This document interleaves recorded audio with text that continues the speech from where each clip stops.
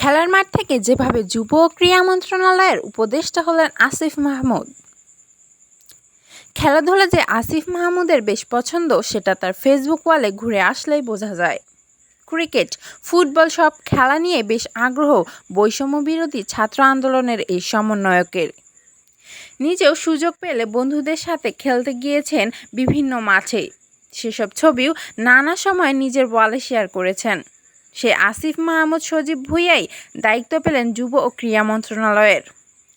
৮ August বঙ্গভবনে শপথ নেন অন্তর্বর্তীকালীন সরকারের প্রধান উপদেষ্টা ডক্টর মোহাম্মদ ইউনূস ও তার বাকি উপদেষ্টারা।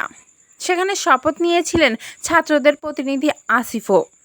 এরপর শুক্রবার তার মন্ত্রণালয়ও নির্ধারণ করে দেওয়া হয়েছে, কাজ করবেন যুব ও ক্রীড়া ক্ষেত্রের বৈষম্য দূর করতে। আসিফের কাঁধে এখন রাষ্ট্রীয় দায়িত্ব, দেশের সরকার উপদেষ্টা। অথচ মাস দুয়েক আগেও সামাজিক যোগাযোগ মাধ্যমে চাকরির খোঁজে একটি পোস্ট করেছিলেন আসিফ মাহমুদ। সেখানে লিখেছিলেন, গ্র্যাজুয়েশন তো শেষ, আর কত বেকার থাকব। সেই পোস্টের ঠিক মাস দুয়েক পরই হয় সরকার পতন, যাতে অন্যতম ভূমিকা পালন করেছেন তিনি। এই সরকারের অধীনে আসিফকে সামলাতে হবে যুব ও ক্রীড়া মন্ত্রণালয়। কাজটা যে খুব বেশি সহজ হবে না সেটাও নিশ্চয়ই অনুধাবন করতে পারছেন এই উপদেষ্টা। পূর্ববর্তী সরকার পতনের পর একটি অনিশ্চয়তার দিন কাটাচ্ছে ক্রীড়া ফেডারেশন ও অ্যাসোসিয়েশনগুলো। বিশেষ করে দেশের দুইটি বড় ক্রীড়া সংস্থা বাংলাদেশ ক্রিকেট বোর্ড ও ফুটবল ফেডারেশনের কার্যক্রম আগের মতো সচল করার দায়িত্বও নিতে হবে তাকে। বাকি ফেডারেশনগুলোর দিকেও দিতে হবে সমান দৃষ্টি। ক্রীড়াক্ষেত্রে বৈষম্য দূর করতে তাই বেশ কিছু রদবদলও আনতে হতে পারে নতুন সরকারের এই তরুণ উপদেষ্টাকে। তবে বিসিবি কিংবা বাফুফেতে কোনো রকম হস্তক্ষেপ করতে পারবে না এই সরকার।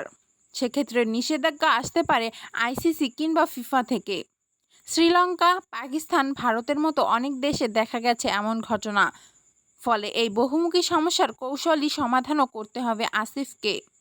ইতিমধ্যেই নিজের ফেসবুকে দেশ গঠনের উপদেশটিও পোস্ট দিয়েছেন তিনি। তবে কোনো রকম ব্যক্তিগত আবদার না করতে স্পষ্ট জানিয়ে দিয়েছেন আসিফ। আসিফ বলেন, ব্যক্তিগত লাভের আশায় আবদার তদবির করা থেকে বিরত থাকুন। এতে করে আমার সাথে আপনার সম্পর্ক নষ্ট হতে পারে।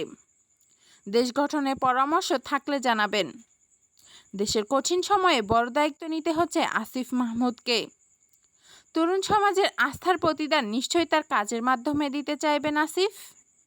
বিগত সরকারের আমলে ক্রীড়াঙ্গনের ব্যর্থতা আর রাজনৈতিক প্রভাব নিয়ে সাধারণ মানুষের যে চাপা ক্ষোভ, সেটাও এবার কাটিয়ে উঠতে চাইবেন এই উপদেষ্টা।